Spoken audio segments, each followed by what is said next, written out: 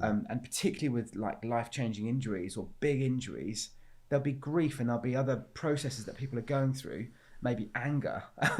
Often I'll come and get people that have seen lots of other people and they're quite cross about some of the care they've had, and I need to help them unwind a little bit of that first before we can move forward. Welcome to this episode of This Is You, and I'm delighted to welcome Dan Buchanan with me today. Dan is a sports rehabilitator and co-founder of Go Perform, which is an organisation based in Reading, England. Apart from the obvious work he does as a sports injury and performance rehabilitator at the centre, Dan is an amazing guy, and I think you'll be enthralled and enthused and inspired by listening to his story. So Dan, are you changing bodies or are you changing lives? I'd say definitely it's all about the person. It's all about the life. I think when I first graduated 20 odd years ago, I was very much focused on body parts and injury and pathology. And as time's gone on, I've realised actually the person is so multifactorial. There's so many things going on. And we want people to be well in themselves and in their bodies. So the life of the person is the key thing, I think, as a bigger arc. But we also need to focus in on body parts at times too, especially when there's injury, and be quite specific and objective about those as well. Yeah. So somebody turns up, they've had an injury. It's possibly been quite traumatic for them. They may not necessarily understand exactly, what's going on. So how in the time you've got, how do you try and assess the fact you've got a person in front of you, not just, a torn ligament or something? What is going through your head as you're beginning to try and understand what am I got here? What am I confronted with? So I think the key thing for me is that first time, that first interaction with the person. I spend lots of time listening. I think it's really important to get a read on the person. So I heard this week that on average, the average GP will interrupt the patient within 6 seconds of asking them what the problem is, which is crazy, isn't it? And I think obviously there's time pressures in the NHS and all those kind of things. So not taking anything away from that, but if you sat, the same piece said that if you waited for 2 minutes and let the person speak, you'd get everything you need to hear from them from the subjective assessment or that first initial conversation. So I think the first time that I work with anybody or see somebody or assess them, the subjective part, the listening part and the asking questions part is really, really important because you can't go back on that. You can assess things and do the objective part where you do all your special tests and look at the body specifically, going forward, but you might miss bits from that first part. So really we're looking at the person, we're trying to get a read on them, we're listening really carefully and also thinking about their life and how they are and how they present themselves, the psychological and personality aspects too, because that will dictate how I speak to you and how I behave. Yeah. So you might be a real detail person, very technical person. I need to meet you with those expectations. You might also be, or another person might be someone that just needs an arm around them and a bit of care and a bit of like love and a bit of listening first, and then you kind of get more out of them. So we're kind of personally, I'm listening really carefully. I'm trying to figure out what your personality preferences are. And how best you want me and need me to be as well.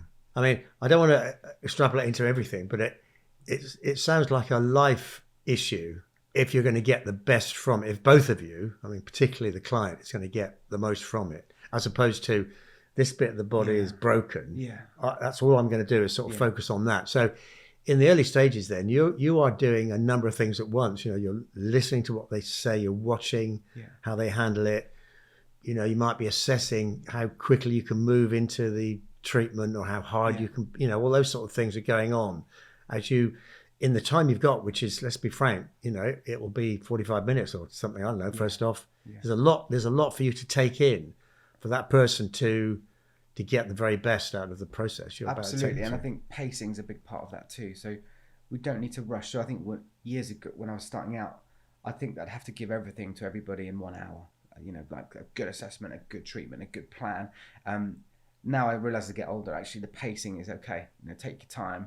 The first appointment might be more about assessment, and then you might move into some interventions later. And particularly with like life-changing injuries or big injuries, there'll be grief and there'll be other processes that people are going through, maybe anger. Often I'll come and get people that have seen lots of other people and they're quite cross about some of the care they've had, and I need to help them unwind a little bit of that first before we can move forward. So yeah, the skill, I guess, is in just reading people and understanding what they need and slowing down. Yeah.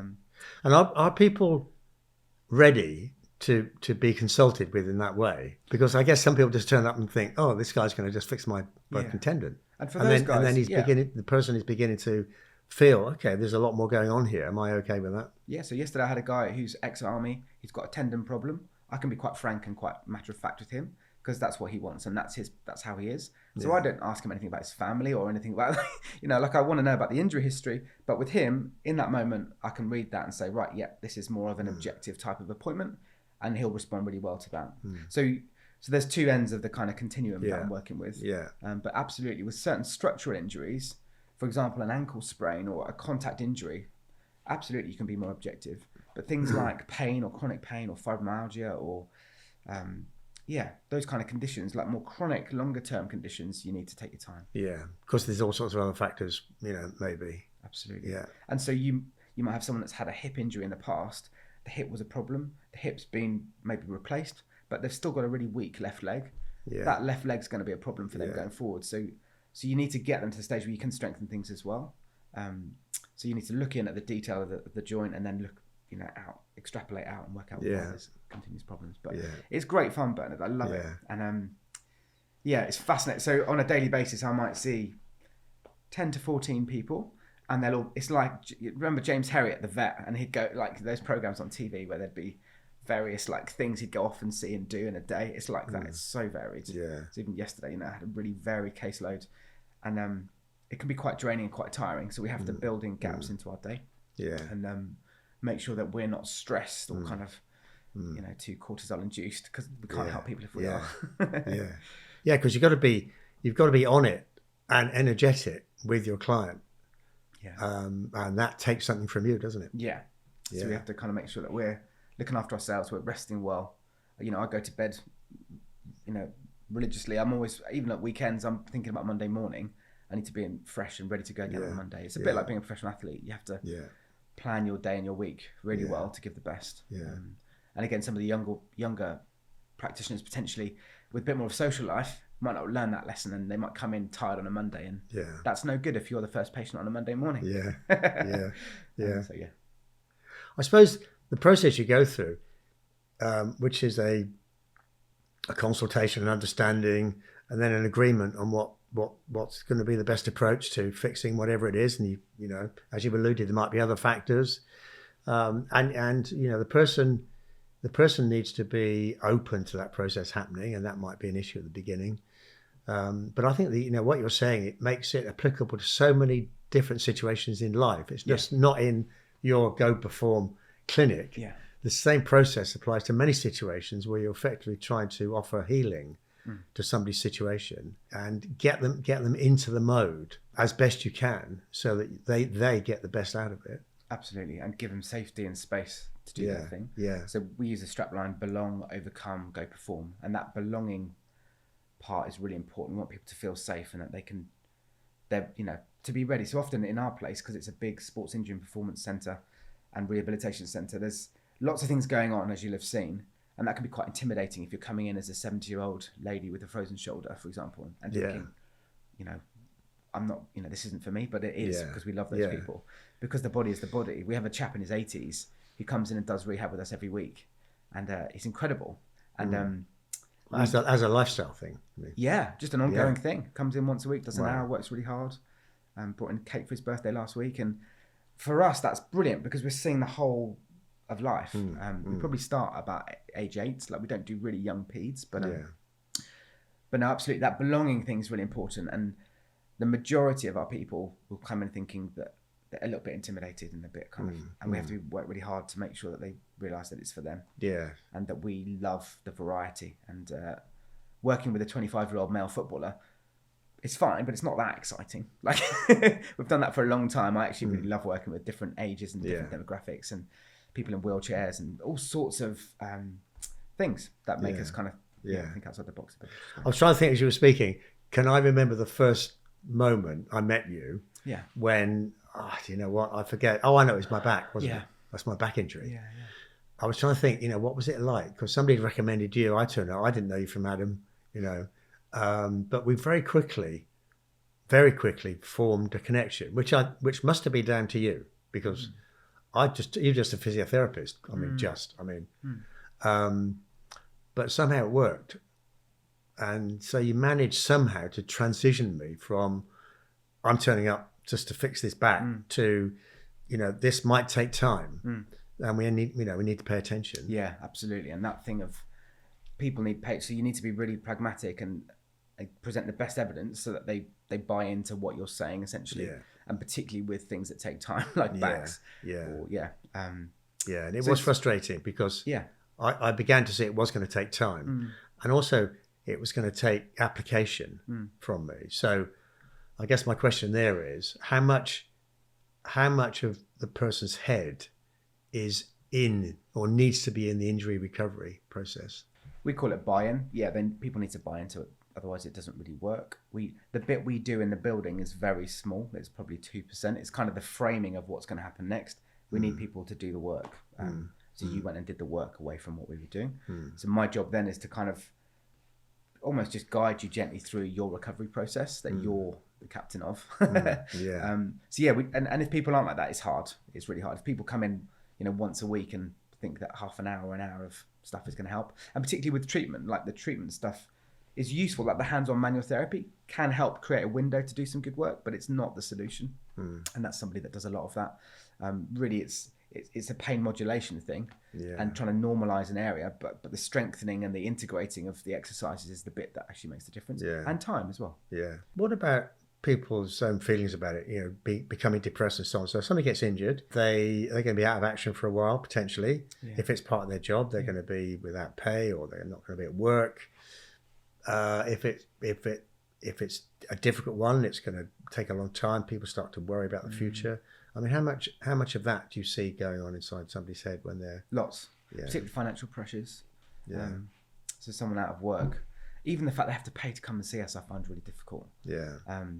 Because that adds in an extra extrinsic stressor. So we're really keen to support people in whatever way they need. So if it's just an email or a phone call for free, essentially, we'll do that to help them keep going. So we don't want them to ever think that money's going to be the problem.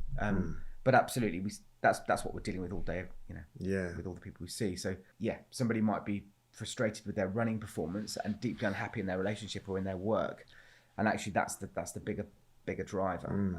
So I'm not looking to be a therapist or a counsellor, but I need to be aware enough that there's other things at play as well. Well, I mean, you say, it's interesting, of course, you say you're not going to be their therapist or counsellor, but they might have seen their GP. They're probably not going to see anybody else in this injury recovery process, and yet they are going to be feeling all these other things, these fears and anxieties and so on. So although technically you're not their therapist or counsellor, somehow those things are going to impinge on their ability to apply themselves to the recovery process. So in a way, it does touch your role as you're engaging with them. We see it like that. Obviously, we're not trained to be those things, but that's how it is. And I think coming from the world of professional sport, where you have, say, 30 professional athletes with you 7 days a week for a whole season, all of those things come into play, and the whole time you're dealing with people that are grieving fresh injuries, people that are frustrated that they're not in the team, people with relationship issues, money issues. So we're acutely aware that a happy athlete or a happy person is going to do a lot better, whether it be in their rehab or in their performance. So it's something we're very conscious of, and we talk about a lot. So we have a back office, and we have lots of case conferences, and we're constantly talking to each other, particularly the people on our rehabilitation programs, about how that person's doing. I worked for the intensive rehabilitation unit at Bisham Abbey, which is like a British Olympic Association thing, and we'd have maybe 4 athletes a week with a whole team of people working with them, and they'd come in and have intensive rehab for a week. And at the start of the week on the board, the psychologist would say, right, these are the messages we need to get across this week. So this is how we need to be. This is the kind of the angle that we need to go, so that everyone was singing from the same kind of page. And we're a bit like that at Go Perform. We're very, there's things that we're kind of trying to support and emphasize and be aware of as a team, so that no one says something clumsy. Yeah. So Yeah. often that can be the case. I think we've all Yes. experienced like nocebo responses, negative responses to how someone's been. Yes. So even, family members I've had where they've gone along to see somebody and the person said something really clunky and it's just like killed it from the start. And you just think, oh, if they could have just listened and Yes. waited Yeah. and not offered a suggestion. Yeah. Eager to help too quickly. Everyone wants to help, but I think slowing down is such an important thing.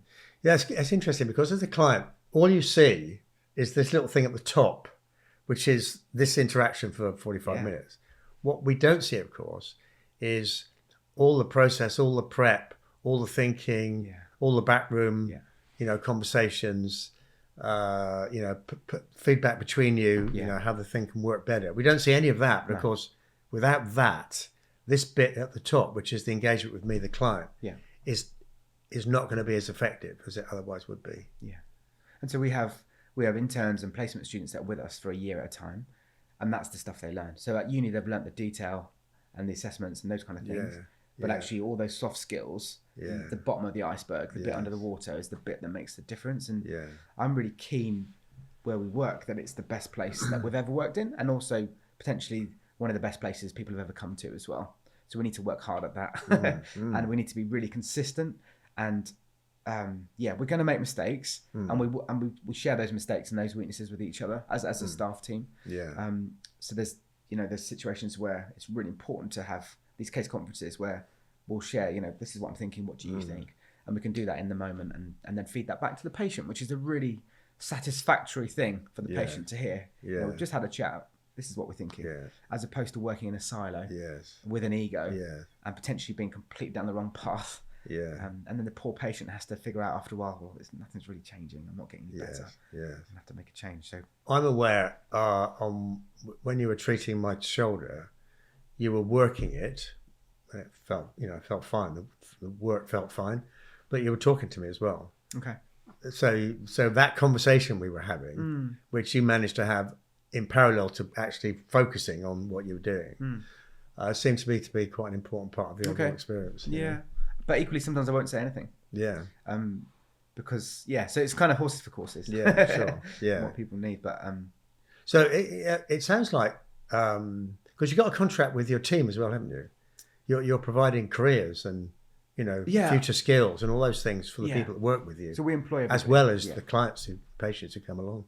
Yeah, absolutely. So we see it as so our staff have learning objectives and career pathways, and we feel as an employer we need to give them a really attractive offering where they want to stay with us for years. So we're really proud that for the last 6 years, we're coming up to 6 years old, our original staff team is still together. It's just the interns that have moved on, which is brilliant. And obviously they need to move on to freshen things up. And 2 of those interns have actually come back and been employed full time. So we want to be just constantly growing and developing, really. So I think Elon Musk or Tesla have this quote for all of their staff, and it's like, how can I move things forward? That's all you have to do every day. Can we move the business forward?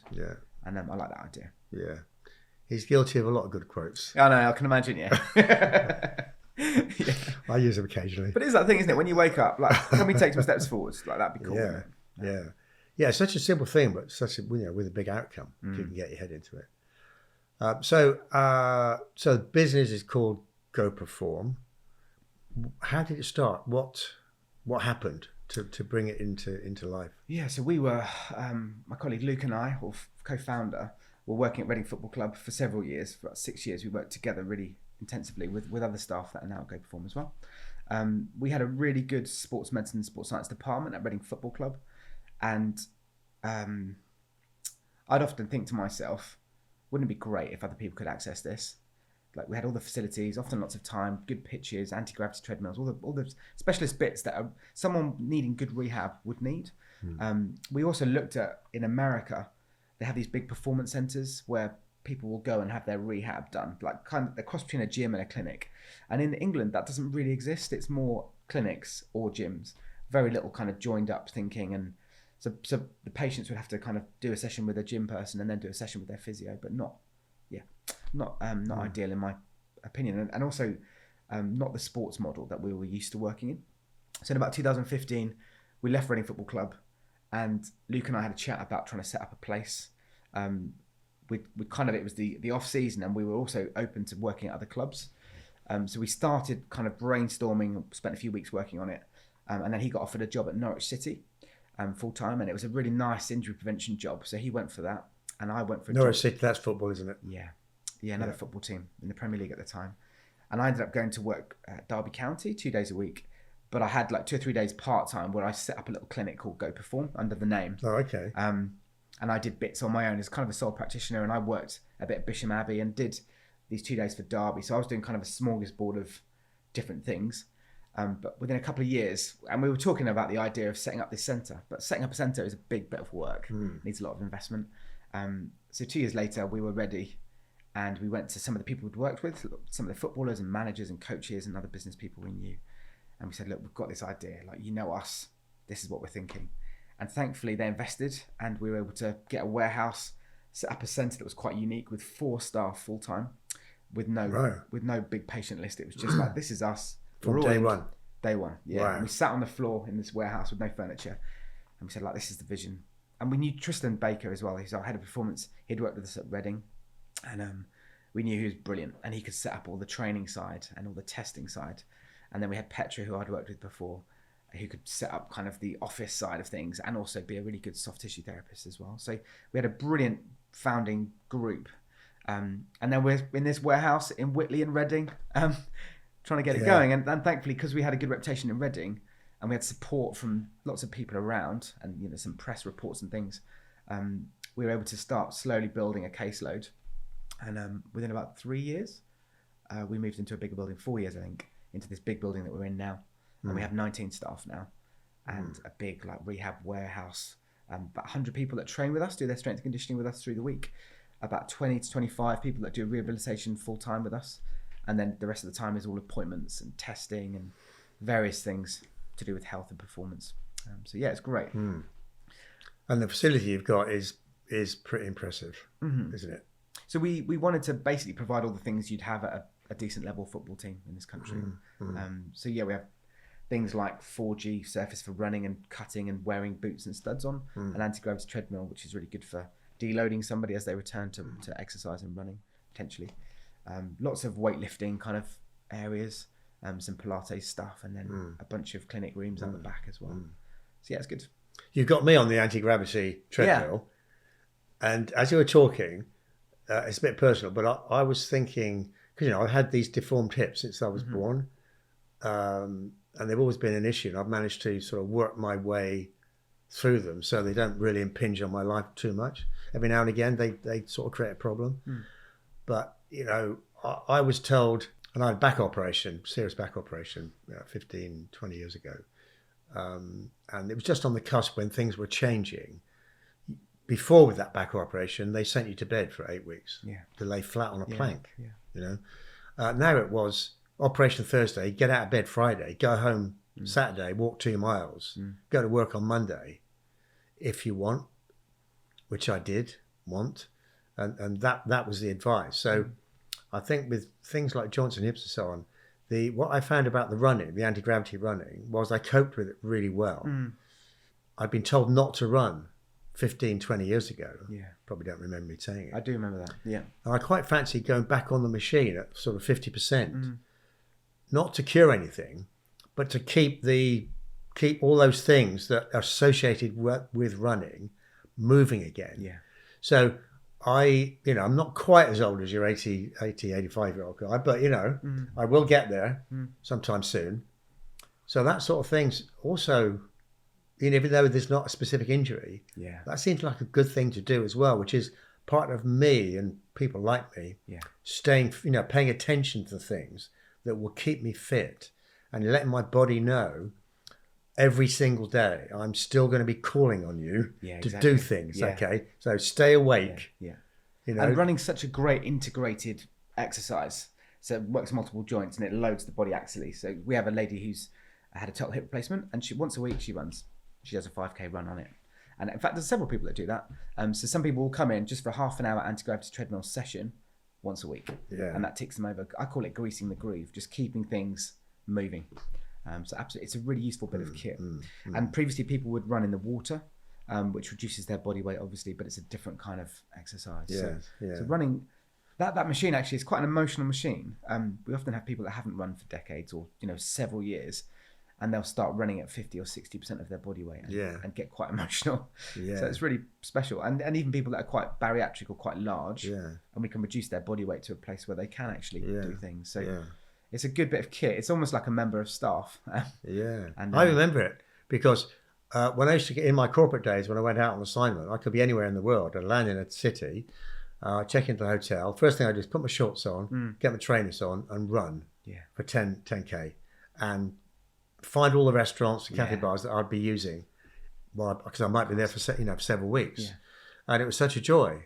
And then running through the woods here, and then of course I was told, because of my back, don't run. And then I got on the machine, and I thought, I can actually run again. Absolutely. And it's hard as well. So sometimes somebody will tell you, so that specialist might have told you that piece of advice almost as a bit of a throwaway comment. But it's such a powerful comment, isn't it? So we also find people that have been told not to do things. And actually we say, well, let's have a graduated return and see how your body responds and ease back in. So somebody might respond better to trail running than running on a road. So particularly where you live around here, you might start doing some trail bits and just build that up, and maybe once or twice a week, not every day, so your body has a chance to settle. But we regularly hear people kind of that have been given advice that was quite catastrophic or quite finite. And it's not always, there's a bit That's more nuance the word, to that. finite. It's like never do it again. Correct. So I know lots of professional footballers that have been told this is a career-ending injury. They've gone away, had maybe 6 months to a year, eased back into. So I was talking to my colleague yesterday about this footballer, and he said they'd gone to this. He had an issue with his knee, and it was rheumatoid arthritis of his knee. He went to America, had some special injections, and while they were in America, he said to my colleague Luke, "I just really feel like going for a run." And Luke was like, "Okay, well the knee's not swollen, it's not angry. Let's just see how you go." And that was day one of him running, and he got back and played for several more years as a professional footballer. So I'd say with everything, sometimes take things with a little bit of a pinch of salt as well. And so you must confront some fairly serious injuries to deal with, not just serious mechanically on the body, but serious because of the impact it's going to have on the life and so on. And so it's really going to take a great deal of personal determination and faith potentially to get through it. And some people will find that, and you can see they're getting through it. Other people maybe are not finding it and they're not getting through it. I mean, it's hard. And some people, you'll be working really hard just to maintain the level they're at. They're not going to get better. So it's more, can we stop you regressing? Can we hold you in this place? Can we find solutions and make you stronger? So typically with the stuff I do, it's more the treatment-based stuff. I'm trying to create this window and this range of movement potentially for us to go in the gym and strengthen things up and start building a bit more of a core, a bit more of a trunk, or a bit more like robustness in the tissues. But things like nerve pain are really hard to do. You can't just. I've had it. As you know, It's not pleasant. So we often talk about, like, even for the really tricky situations, people need to be satisfied that we're doing everything we can and we're doing it in the best way possible, and they still want to see us. So it's not always cut and dry, one or the other. I've got a golf coach who I know coming in for a chat in a couple of days, and what he has to deal with is something similar, which is I've completely fouled up hole 15. I've now got to focus on 16, 17, and 18. What do I do? Do I grieve about all the things that are going to get in the way, or do I try and put them behind me? Exactly. You must face that. With the more serious stuff. Exactly that. And I think that thing of what's happened has happened. We now have a choice with what's to come. And I'm working with somebody at the moment who literally uses that kind of analogy of, in sport, things go wrong. You can either let that ruin the game, or you can go on and finish the game really strongly. And life is like that too. So we all have stuff, and it's hard to get it out of your system. Because you feel the injustice of it, the anger, maybe the mistake you made, you sort of relive. Very, very hard sometimes, just in life, let alone in the stuff you face, to get that out of your head, so that you can turn and confront with the force and positivity that you need to address whatever now lies ahead, which is going to be changed potentially to some degree by the experience you've just had. I think people need to process those emotions. So the Gestalt cycle of experience, where every emotion, every feeling has to be processed. So people need to be angry, or to be allowed to be angry, or to grieve, or to be sad, and I need to give them time and space to do that, and to understand that's what's going on, particularly in that first week after injury, but even potentially before a surgery, so like an anterior cruciate ligament injury.